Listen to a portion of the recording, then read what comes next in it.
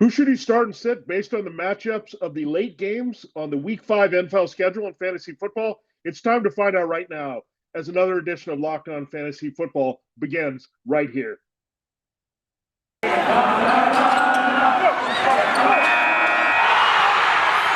are Locked On Fantasy, your daily NFL fantasy podcast. Part of the Locked On Podcast Network, your team every day.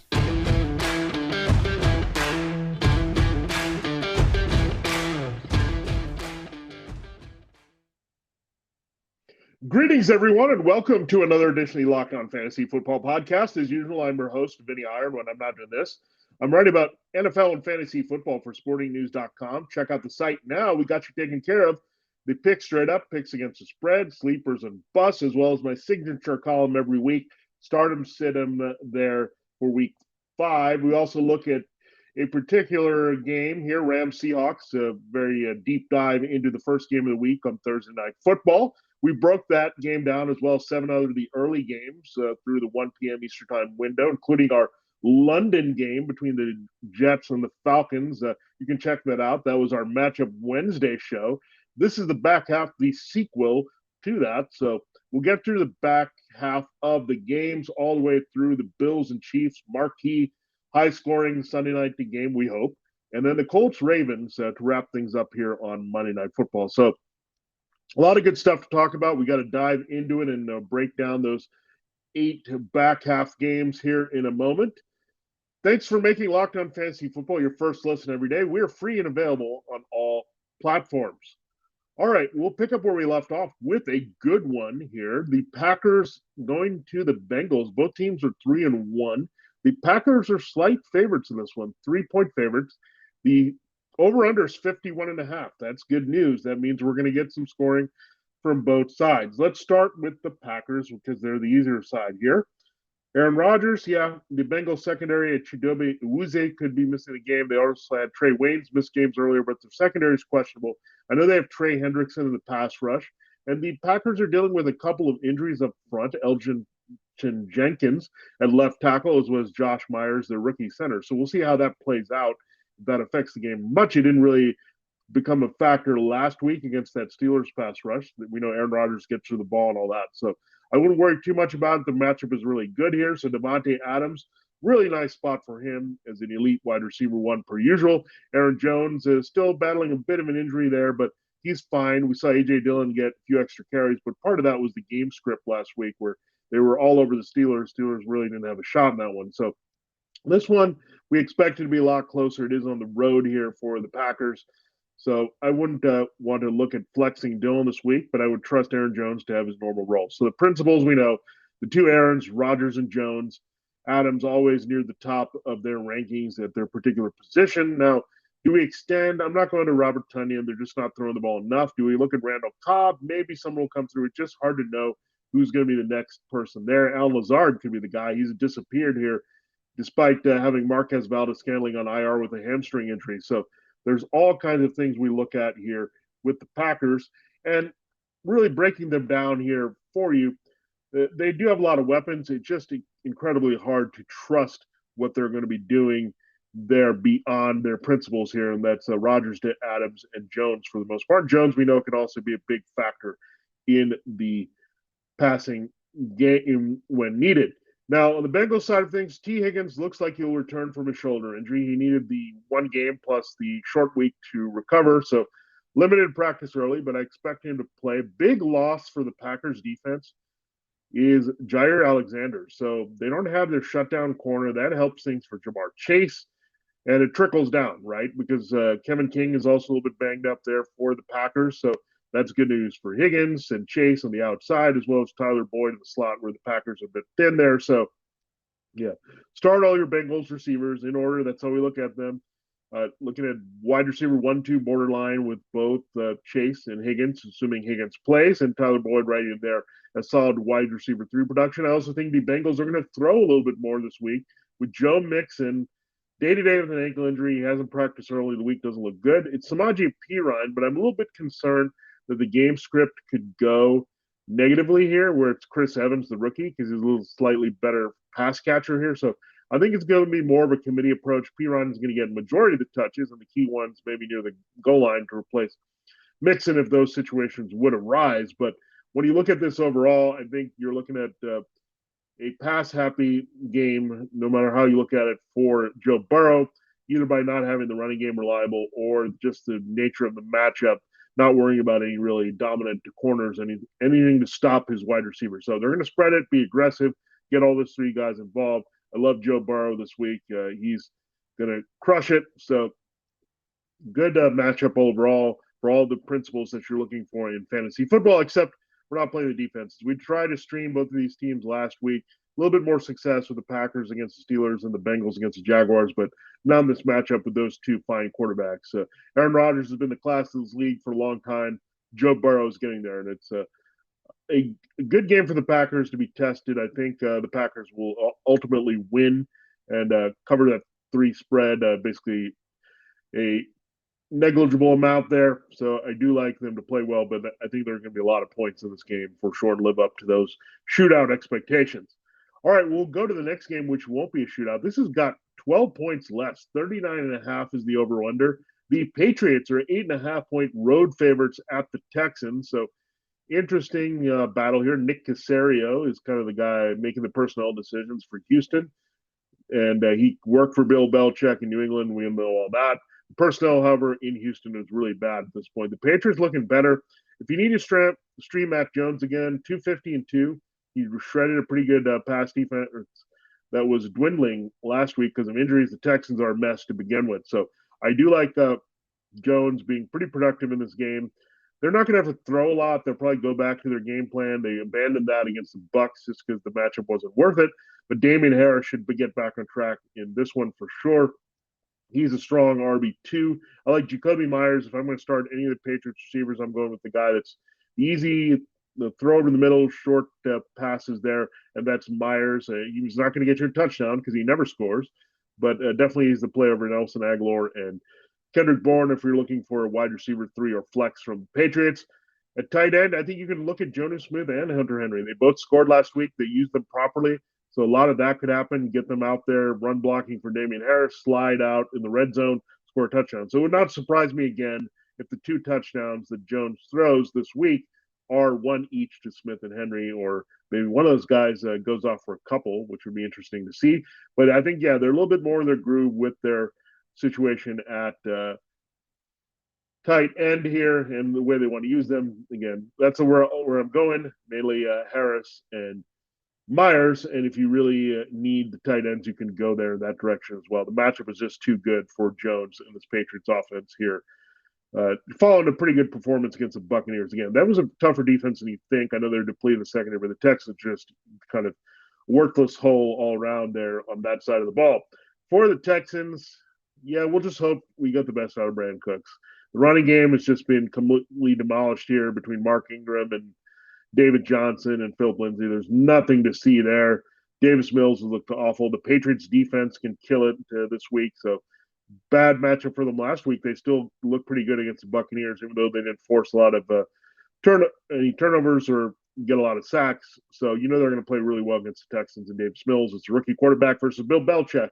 So Brandon Cooks, the former Patriot, it is a revenge game for him. Let's hope he can get some garbage points because we know they're going to take one thing away from Mills. It'll be him. But then again, they could just ease off and just realize, look, they can have Cooks. We're going to blow this game away. Cooks might have more garbage opportunities in this game as well.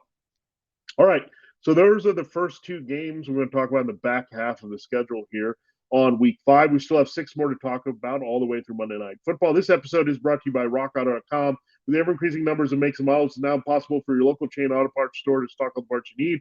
While you do are often pointless or seemingly intimidating questioning and wait while the person behind the counter orders the parts on their computer, choosing the only brand their warehouse happens to carry. You have computers with access to RockAuto.com at home and in your pocket. You can save time and money when using Rock Auto. Why don't you spend 30, 50, even 100% more for the same parts from a chain store or car dealership when Rock Auto prices are reliably low for every customer, and you have anything that you could need there at rockauto.com.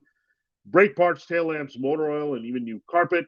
Go explore their easy-to-use website today to find the solution to your auto part needs. Go to rockauto.com right now and see all the parts available for your car or truck. right, Locked On, and how did they hear about us box, so they know that we sent you. Amazing selection, reliably low prices, all the parts your car will need. You can find them at rockauto.com.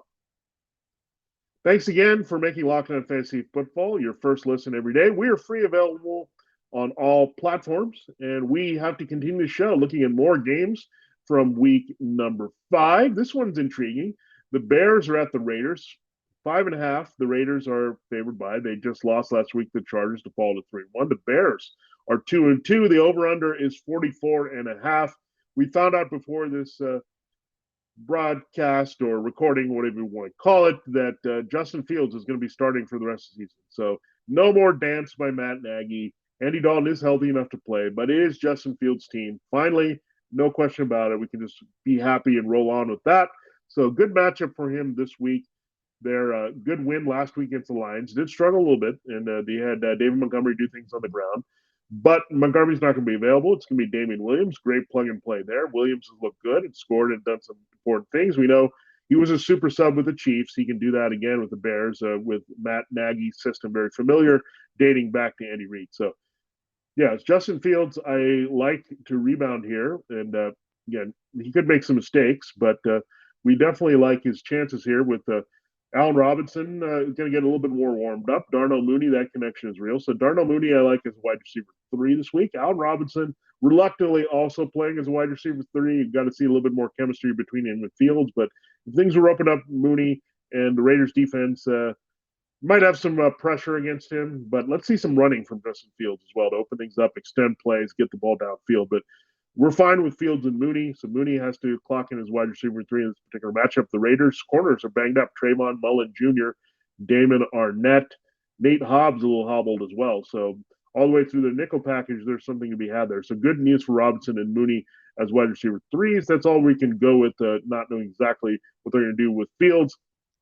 And also, there's nobody else catching passes for this team. So that really helps those guys' causes as well as the big arm of Fields and not having Devin Montgomery, so maybe we can get some passing touchdowns out of the mix.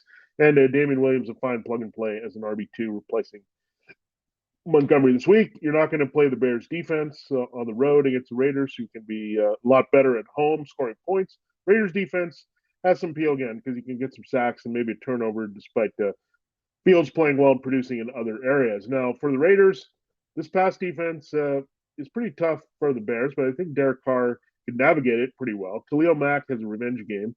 I don't love Derek Carr. I'm not going to bang the table and say he's a must start this week. No, I think he can fall easily out of the top 12 with a lot of great quarterbacks having good matchups here. So, yeah, I'm going to pump the brakes as much as possible unless you're desperate or you're just playing in super flex or 2 QB leagues. Then you can look to Carr. Josh Jacobs will monitor that. He didn't look very good returning from his ankle injury last week. Peyton Barber, however, is now on the shelf as well. He got hurt there last week in the loss against the Chargers. So, yeah, it could go back to Kenny and Drake by default. We'll watch that carefully. But I would expect right now Jacobs to play. But how effective he'll be against the Bears front, that is another story. So I'm going to avoid the Raiders' backfield if at all possible. Darren Waller locked in at tight end every week is an elite option in the top 3. At wide receiver, I wouldn't go there except for Hunter Renfrow. The Raiders can work the slot quite well. I just don't trust Henry Ruggs or Brian Edwards to get enough looks from Carr. But Renfrow seems to always be involved in the middle of the field, short to intermediate guy playing well off Waller. So those are 2 Raiders I would look at. Renfrow is more as a deep league flex / wide receiver 3. They're Waller elite tight end 1.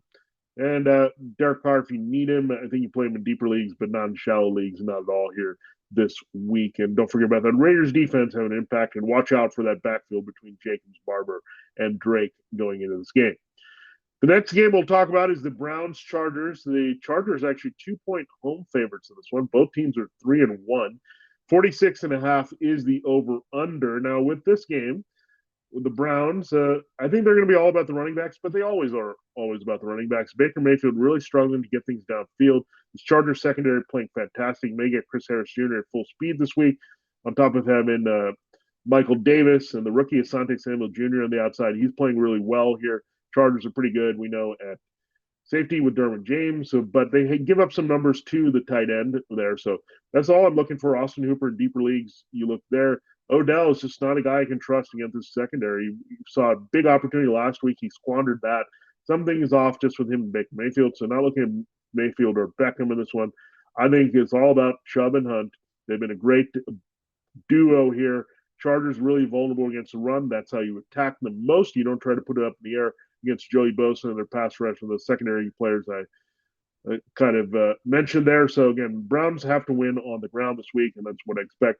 So Chubb, let's get him rolling here. Hunt has been cutting into a lot of what he does. Hunt is definitely a high-end RB2 every week at this point. Chubb can get going as an RB1 in this particular game. The Chargers also missing Kenneth Murray in their front seven, the outstanding young linebacker. So they're wilting up front. You can run on. They're built better to rush the passer with their speed and the athleticism there. Now for the Chargers, I can't say I love this matchup, but you do have some injuries there for the Browns. Denzel Ward and Greg Newsome, their fine rookie first rounder, are hurting a little bit. So maybe some opportunities for these receivers, but they were very quiet last week with Keenan Allen, Mike Williams. It was about the tight ends and a lot about Austin Eckler. This game is still going to be a lot about Eckler. The Chargers could face a tough pass rush here. We'll see if Jadeveon Clowney plays with his elbow injury, but you got Clowney and Myles Garrett. This offensive line, great test for them. You've had the first-round pick, Rashawn Slater, play very well for the Chargers, shutting down everything. So good battles up front here, but I don't expect a lot of passing success for the Chargers. I think the Browns also will grind things out, try to play battle of attrition and control the clock in this game. So not a lot out there for Chargers. So Justin Herbert's more of a back-end QB1 this week. Keenan Allen is more of a wide receiver 2. Mike Williams drops to wide receiver 3. Eckler still locked in as a top RB1 with his usage in the passing game in the red zone. Now, defensively, Baker has struggled. The Chargers have been okay, so you could go in that direction. The total's low enough where if you want to play that, or the Browns defense either. I mean, I wouldn't expect big things. I don't expect big points in this game, but so they're usable defenses. Would I go there? Not necessarily. I might look for higher upside than trying to invest in this Cleveland Los Angeles game. The final game we'll talk about in this segment is the Giants and Cowboys as we get into the 425. Good stuff here. The Cowboys are 7-point favorites at home. 52 is the over-under, so our next one over 50 here. We only have another game left in our final three that will have this total over 50. But Giants-Cowboys, what can you say? The Cowboys just rolling here. So Amari Cooper will watch his injury. I think this is a bounce-back CeeDee Lamb game. We'll see who James Bradbury tries to cover. If it's Cooper, I think they'd probably put him on Cooper being the veteran guy, the savvy guy to try to take him away from Dak Prescott.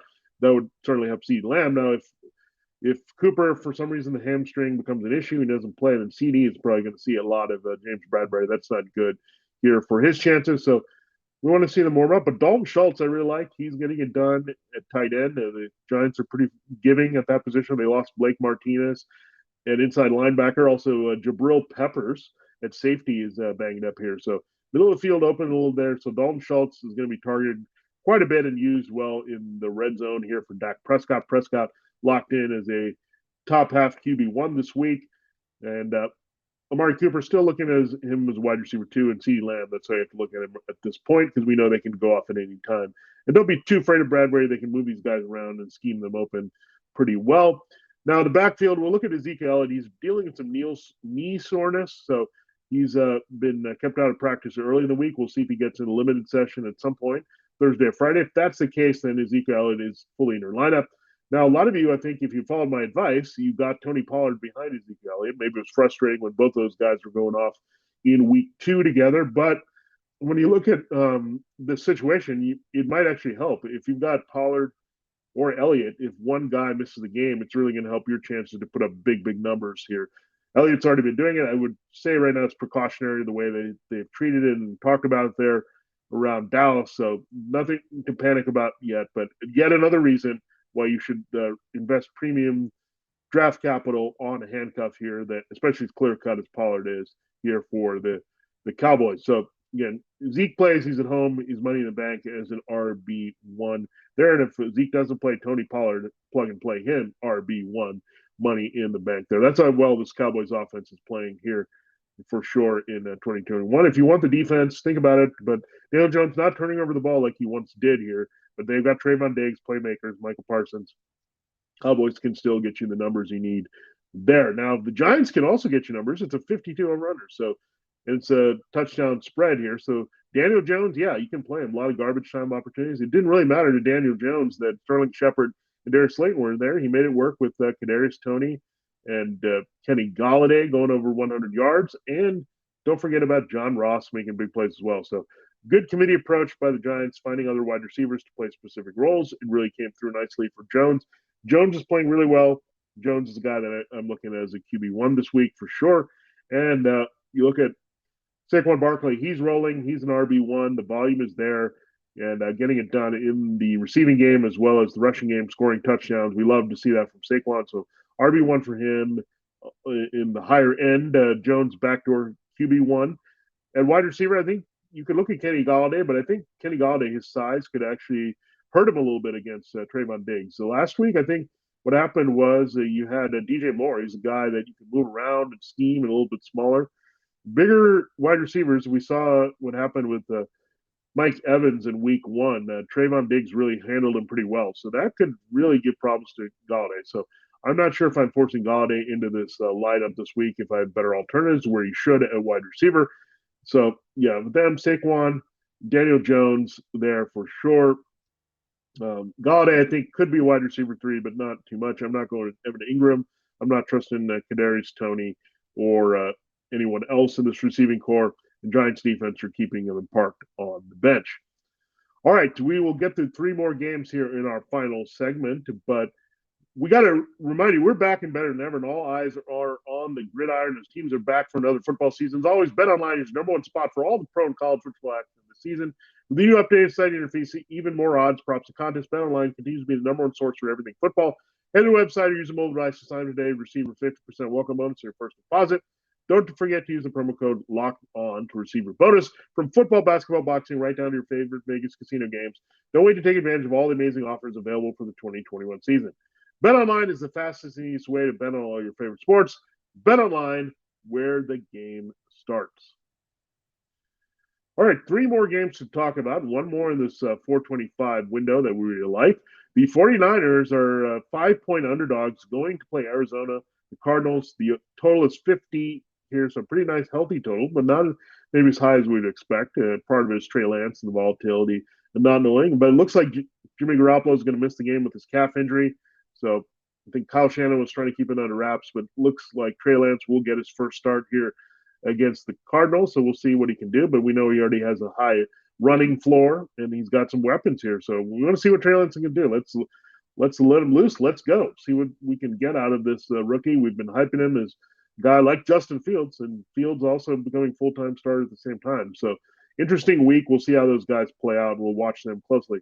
In fantasy football, as rookies this season, but also in the longer term, who works out a little bit better for their team. So a lot of fun there to watch with the 49ers. I think you can play Trey Lance. I mean, the running is there. There's enough people he can throw to. We know he's a pretty good red zone guy as well. So, yeah, you're starting Trey Lance in the back end QB1 there if he's in there. Jimmy Garoppolo not as interested because he's not going to be the running. But, yeah, if you're looking deeper leagues, you can also stream Jimmy Garoppolo. Now, George Kittle battling through his injury. Let's hope he's a little bit more effective. He's had some big games against the Cardinals. He's also disappeared against the Cardinals. They were really bad against the tight end. Now they're very good against the tight end. So temper expectations for George Kittle there this week. I think you look at the secondary. Byron Murphy, who's played really well there on the Cardinals secondary. He's battling a bit of an injury here. So we'll see. I think Deebo Samuel's pretty much the guy you're looking at there as a wide receiver 2 in this game. Kittle. And the backfield, a little tricky. Let's watch Elijah Mitchell if he can return from the shoulder injury this week. Trey Sermon's looked good. The Cards are a little bit vulnerable in run defense, so there's some opportunity there. I've still side towards Sermon being the guy here. He's the more effective runner overall of late, I think.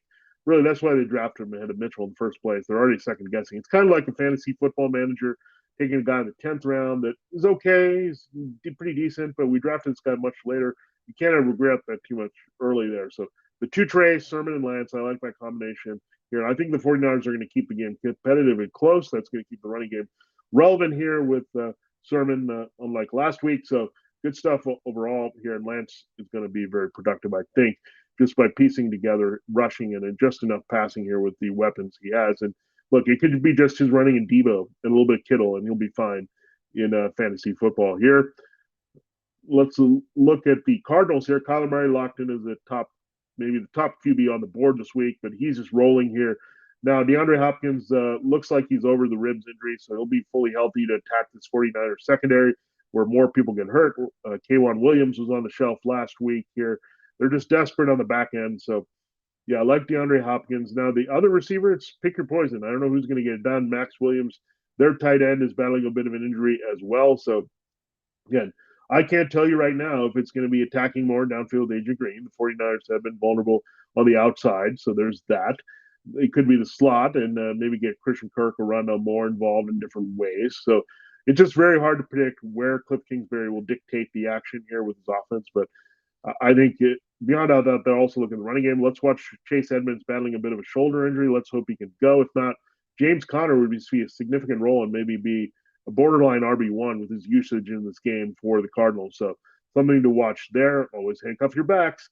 And Conner was clearly handcuffed to Edmonds. I know it was hard there because sometimes you have to pay more if someone thinks they have standalone value in the draft and someone might jump on them. But you got to be aware of that and make those moves. And you would have protected yourself if an Edmonds injury happens. So yes, you can, in theory, start another Cardinals receiver or tight end.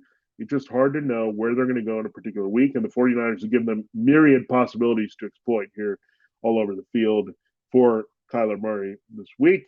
Hopkins, we're happy to see him. He'll be rebounding big time as a wide receiver one this week. All right, the next game we'll go to is the highest total of the week, 56.5. The Chiefs are 3-point favorites in this one, and basically it's a pick'em game. It's just on the Chiefs field there at Arrowhead Stadium. Why I'm thinking the Chiefs are going to win this game is just simply because Patrick Mahomes didn't like the under 500, came out against the Eagles, took care of stuff there. And the Bills defense having a lot of injuries here. Matt Milano looks like he'll miss the game here. That's a big loss to maybe try to contain Travis Kelce. We also have their corners and safeties a little bit banged up coming in.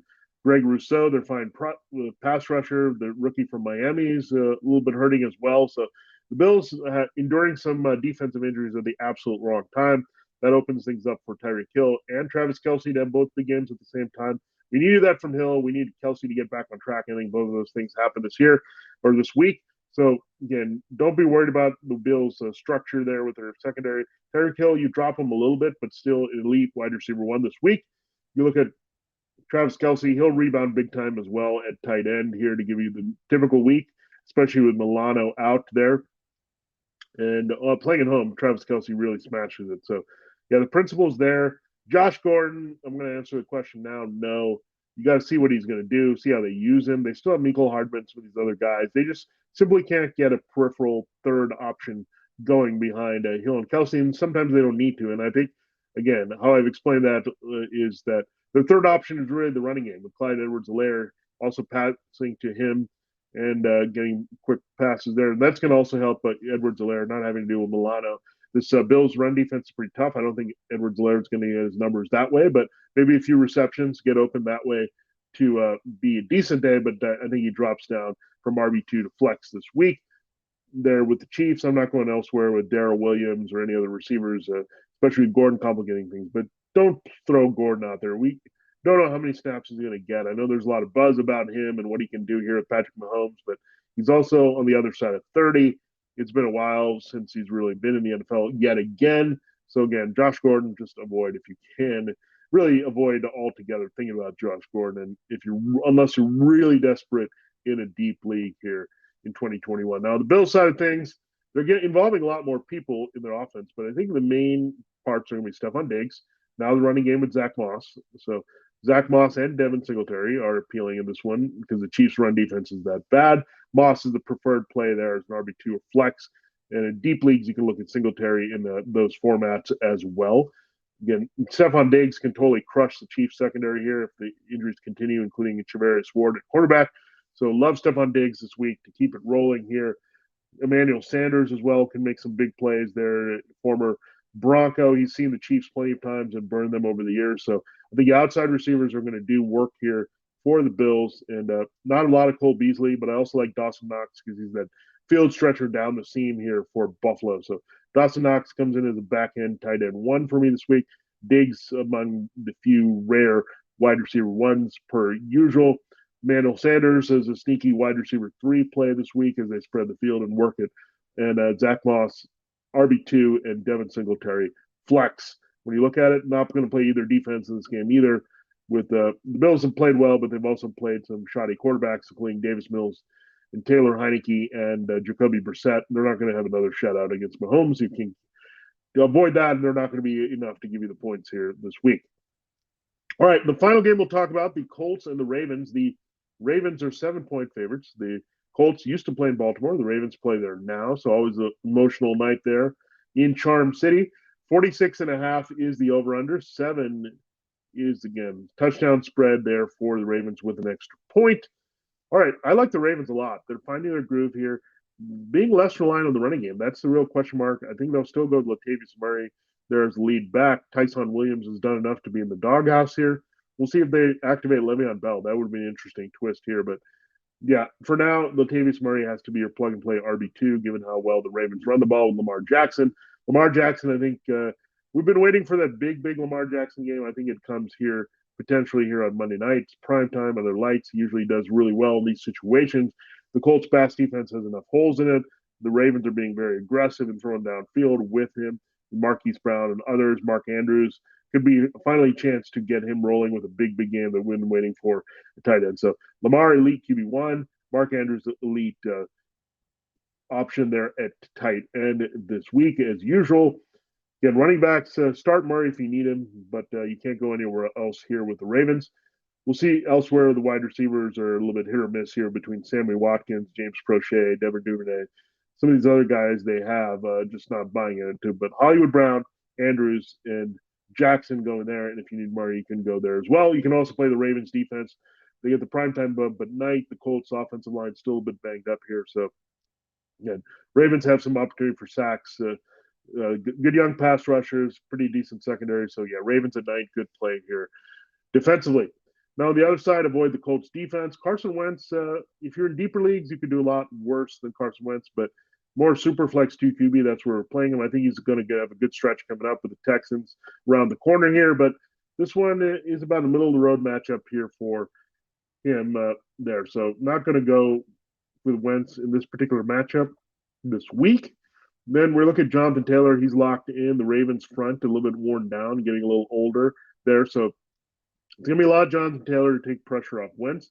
You could have some checkdowns also from Wentz to Nyheim Hines. The Ravens game script could put them in that catch-up mode and take Taylor out of the game. He was in the game the whole way because the Colts were in the game and they won the game against the Dolphins. So something to keep in mind there. Let's hope it doesn't get out of hand where Taylor can still get as high of the involvement that we've seen of late, and Frank Reich doesn't deviate from that in this game. If you need a wide receiver, you can look at Michael Pittman, but I don't really like the matchup at all. The Ravens secondary with the healthy people back there, they can contain Michael Pittman. So really, it's the Jonathan Taylor show. That's all we're really going for with Indianapolis this week against Baltimore.